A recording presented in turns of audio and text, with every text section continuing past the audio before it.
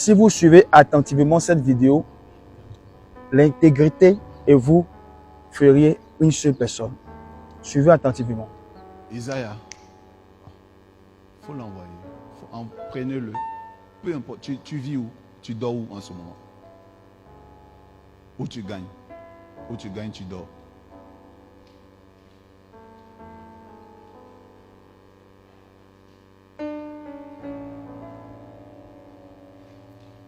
Viens, Hébrotier. Changez ses vêtements. Donnez-lui de nouveaux habits et qu'il se lave. C'est un homme de Dieu. C'est mon fils. C'est un jeune frère que j'ai adopté comme un fils, comme mes fils qui sont là, chez qui j'ai prêché à Abobo. J'ai prêché dans son église. Elle était toute petite. J'ai prêché jusqu'à ce que son église devienne grande. Donc je suis déçu de le voir dans cet état. C'est un pasteur qui a gagné d'autres pasteurs à Jésus.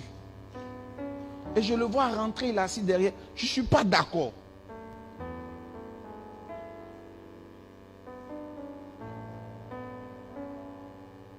Je ne suis pas d'accord.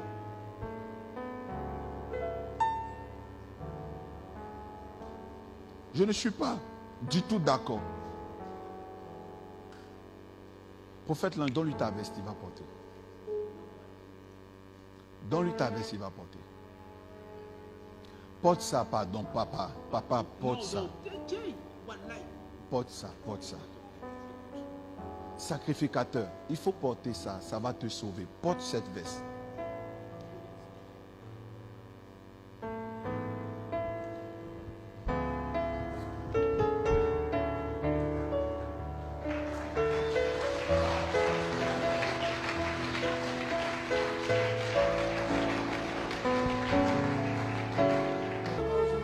Moi, les gens racontent tout sur moi. Ils veulent briser mon ministère. Mais ne tombe pas à cause de ce que les gens ont dit. C'est qu'ils t'ont fait. C'était pas tes enfants spirituels. Tu ne vas pas te détruire pour ça. N'abandonne pas. Tu peux. Lève-toi, mon frère. Lève-toi. Fais un effort. Lève-toi. Tu ne peux pas pleurer. Tu ne peux pas te détruire pour des humains. Ce n'est pas possible. Pardon. Pardon. Isaïe a parlé lui.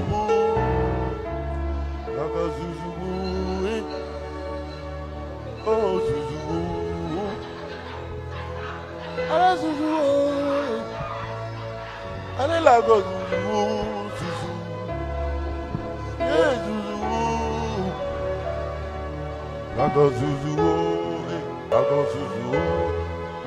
Pardon.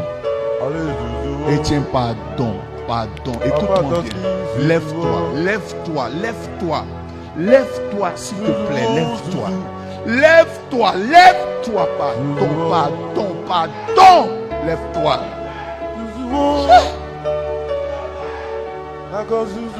Père spirituel de pasteur.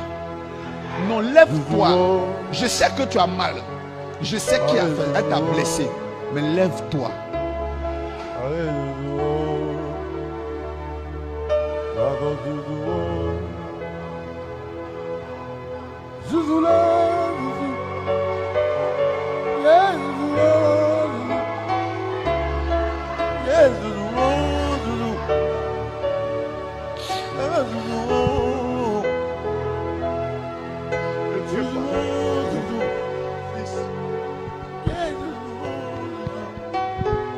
Je vais me battre. À cause de ça, je vais, mes fils, les femmes que vous allez choisir, les gens que vous allez mettre autour de vous. Je ne vais pas jouer avec ça. Je ne vais pas jouer. Écoute, je sais que tu peux te lever. Je ne suis pas content de ce que tu es comme ça. Pardon, lève-toi. Prophète l'ange, Isaïe, qu'est-ce qui s'est passé? Où j'étais? Je me suis battu, ce qu'elle a fait. Je t'ai fait sortir de prison. J'ai lutté, j'ai lutté. Tu as repris le ministère. Je ne sais pas, je te revois comme ça. Pourquoi? Qu'est-ce qui s'est passé?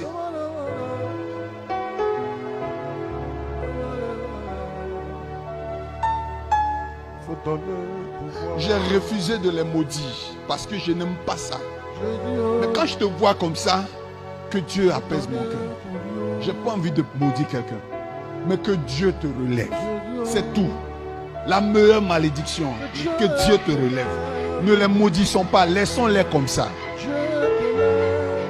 Laissons-les comme ça. Que Dieu te relève. Tu n'es pas fini. Dis-moi où tu veux commencer à prier. Dis-moi. Tu vas reprendre. Tu es un prédicateur hors pair. Tu es un prédicateur.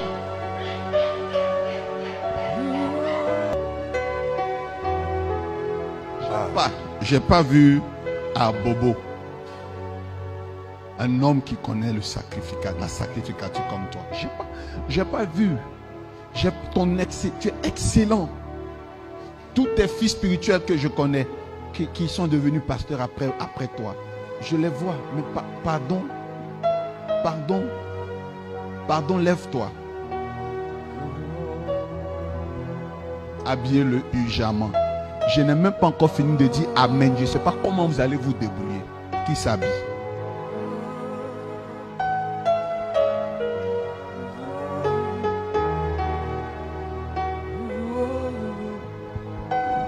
Ce sont des gens qui traversent des périodes très difficiles. Je ne sais pas pourquoi. Pendant qu'ils pleurent sous mes pieds, Dieu me dit, voilà quelqu'un qui partait vers la dépression aussi, à cause des épreuves de la vie. Vous savez, vos pasteurs meurent, mais il y en a qui pleurent. Les épreuves de la vie. Quand tu es un homme de Dieu, tu viens lui dire, papa, j'ai péché. Il te dit, tu es pardonné, il te comprend. Mais la moindre erreur d'un homme de Dieu, vous l'abandonnez. Pourquoi vous abandonnez vos pasteurs quand eux, ils font des erreurs? Pourtant, vous, quand vous avez vos gros péchés, on dit, oh, va ma fille, tu es pardonné. Mais vous ne supportez pas leurs erreurs. Vous les abandonnez, vous mettez vos pasteurs en prison, à tort même parfois.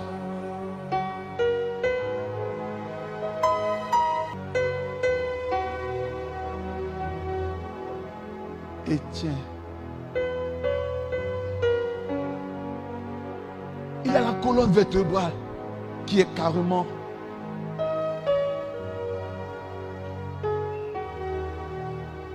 Et il me dit, je suis arrivé dans un coin, ils m'ont bagarré. Ils ont cassé la colonne vertébrale du pasteur. Maman, merci. Merci à tout le monde pour tout ce que vous avez fait aujourd'hui. C'est un homme de Dieu. Je vous en prie. Je ne sais pas, il faut que je vous publie ces photos dans les groupes de l'église. Vous allez voir de son passé. Je suis parti. Ah! Seigneur, mes efforts n'ont pas été en vain. Dieu, par mon canal, a permis qu'il sorte de l'anonymat. J'ai prié, on l'a suivi. Je l'ai aidé. Prêcher, l'église a grandi. Jusqu'à ce qu'il y ait une incompréhension. Qu'il se retrouve à tort en prison. Ça lui a fait trop mal. Vous savez, tu peux aller en prison quand tu as commis une gaffe, quand tu es pasteur. Mais quand tu vas en prison à tort, ça fait trop mal et que Dieu de justice ne te fait pas sortir à temps. Qu'est-ce que j'ai pas fait? J'ai lutté pour qu'il sorte. On a fait tout. Les gens ont demandé l'argent. On s'est battu. Il est sorti. Il est retourné. Aucun de ses fidèles ne l'a attendu. Ça fait mal. Si je m'absente, que je vais en prison aujourd'hui, ça me ferait mal que, après une lutte, je sorte, que je trouve aucun fidèle.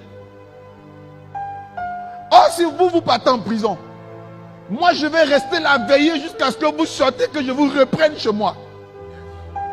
Je pense que c'est tout ça qui lui a fait mal. Et ses filles chéries, ses filles adorées ne sont plus là.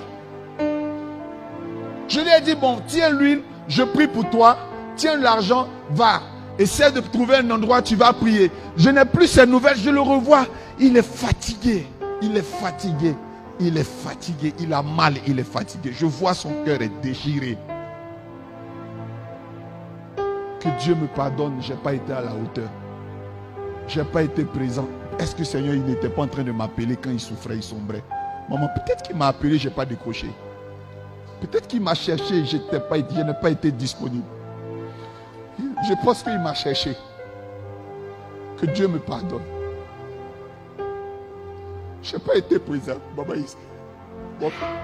mon fils. Je n'ai pas été présent.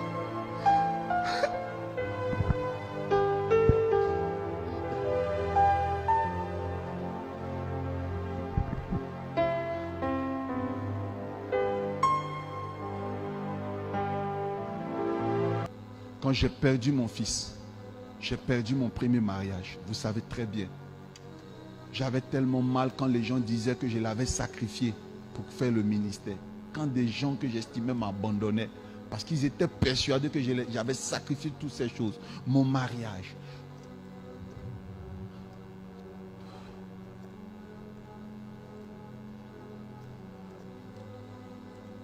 Ma fille.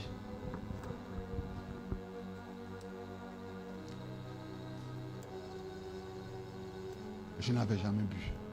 J'ai pris au clairon de l'alcool, j'ai bu. Et j'ai fait une overdose d'alcool, moi pasteur. À cause de tout ça. Dans le deuil, les gens m'accusaient. J'ai perdu, j'étais trop faible. Mais j'ai bu. Et j'ai fait l'overdose. Quand je suis allé à l'hôpital, à la clinique, tous ceux qui venaient, les infirmières qui ne sont pas professionnelles en Côte d'Ivoire ici, c'était à l'hôpital au Faux-Boigny d'Abobo. J'étais hospitalisé là-bas. Il paraît que j'ai failli faire une hémorragie quelque part. Tellement j'ai rongé mes organes à l'intérieur. Dans le coma, elles disent, c'est un pasteur, il a fait overdose d'alcool. Quand j'ai pu me lever, le dimanche, quand je suis arrivé, l'église était vide. C'est les mêmes fils là, prophète l'ange, c'est eux qui me couvraient. C'est eux qui chassaient. Ils disaient plus de visites, plus de visites. Ils sont allés menacer même le personnel. Pourquoi vous dites non, non, non. Mais écoute, ce qui m'a fait mal, je suis arrivé, j'ai vu personne. Personne. Personne. J'ai dit à mes fils, allons leur rendre visite pour savoir pourquoi ils ne sont pas venus. Mais les souris étaient hypocrites. Ils se moquaient de moi. Moi, j'ai bu parce que j'ai mal, j'ai goumé, j'ai bu. Tellement j'étais dessus. J'ai bu parce que ce que les gens disaient, j'ai bu parce que les gens m'ont abandonné au moment où j'avais le plus besoin d'eux. Grâce à eux, je me suis levé. Mais lui, je me demande s'il avait des gens autour de lui. Moi, je me suis levé automatiquement et je n'ai plus jamais repris ça. Plus jamais, plus jamais, plus jamais, ça va m'arriver encore dans la vie. Mais lui, je vois qu'il est seul.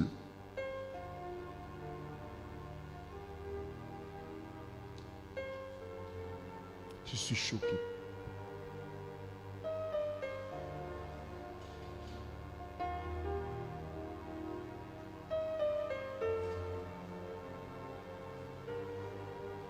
Je mets ma main à couper. Lui seulement, Dieu ne l'a pas frappé. Les gens disent, oh Dieu l'a frappé. Dieu ne l'a pas frappé. Il vivait dans une petite maison, il faisait l'église et donc il hébergeait tout le monde. Tout le monde, il y avait du monde dans sa maison.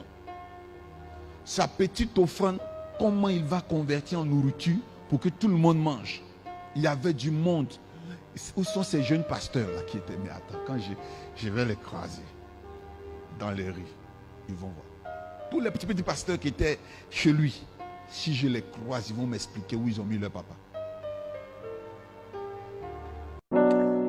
Vous voyez, la majorité des hommes n'aiment pas les hommes ou leurs frères. Ils aiment les actions que les hommes posent. Alors que le Seigneur Jésus nous recommande de nous aimer les uns les autres. L'amour dont parle Jésus, c'est l'amour sans condition. J'aimerais adresser ce message aux leaders. Chers leaders, ne te décourage pas. N'abandonne pas la main de Dieu parce que les frères avec qui tu marches, parce que tes fidèles t'ont abandonné, parce que un tel ou une telle ne reconnaît pas le bien que tu lui as fait. Tu lui as fait de 1000 biens et à cause d'un mal que tu as eu à faire, ou souvent même à toi on t'accuse, la personne ou ces personnes t'abandonnent ou ils t'ont abandonné. Pasteur, frère de vision, le jour que Jésus t'a appelé et qu'il te donnait cette vision, personne n'était là. Personne n'a entendu ce mandat, si ce n'est que toi. Alors je t'encourage à garder dans ton cœur, n'est-ce pas, cette vision que Dieu t'a donnée et continue de batailler. J'espère que ce message que tu as écouté du prophète Dorski t'a vraiment fait du bien. Samedi 26, nous allons parler d'un thème. Je suis un chrétien très loyal à mon pasteur, mais il ne fait que commettre les mêmes erreurs. Que faire? Si tu étais abandonné, Jésus, qui est ton ami fidèle, ne t'a pas abandonné. Garde la foi et demeure fidèle à sa parole. Je t'aime. Raki RRF, mon frère.